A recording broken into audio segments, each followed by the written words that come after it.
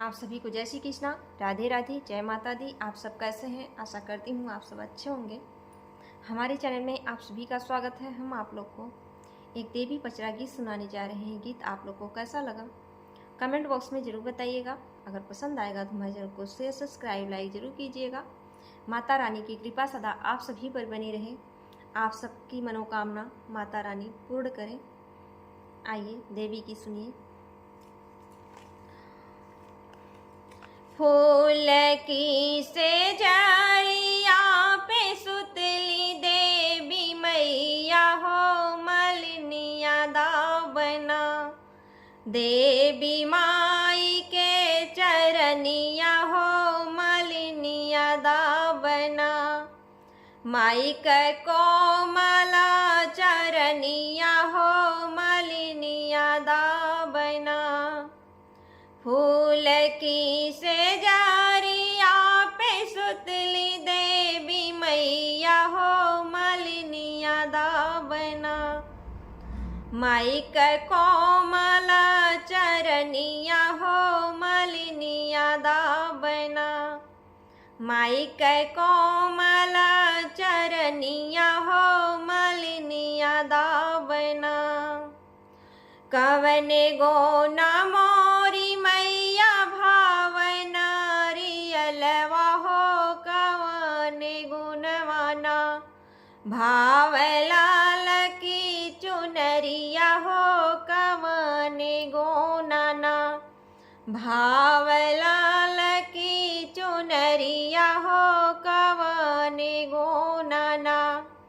काहे गोन मोरी मैया भावया ढौलवा हो, कवने गोनाना। भाव सिंदूराटी कुलिया हो, कवने गोनाना। भाव सिंदूराटी कुलिया हो, कवने गोनाना। काहे गोन मोरी मैया धरिया दहेड़िया हो, कवने गोनाना। भाव हलुआ सोहरिया हो, कवने गोनाना। भाव हलुआ सोहरिया हो, कवने गोनाना। जटा गोन नरियल भाव गोटा गुन चुनरिया हो, कि लाल गोनाना। अड़उल से नूराटी कुलिया हो, कि लाल गोनाना। अड़उल से नूराटी कुलिया हो, कि लाल गोनाना। जोड़े जोड़े लागे मालिन धरिया दहेड़िया हो, कि मीठे मीठे ना। भाव हलुआ सोहरिया हो, कि मीठे मीठे ना। भाव हलुआ सोहरिया हो, कि मीठे मीठे ना। जुड़े जुड़े लागे मालिन धरिया दहेड़िया हो, कि मीठे मीठे ना।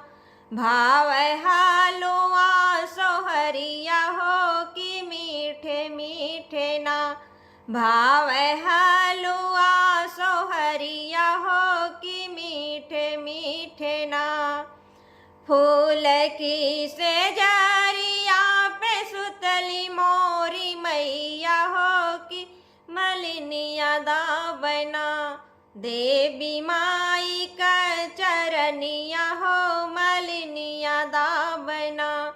माई के कोमला चरनिया हो, मलिनिया दावना।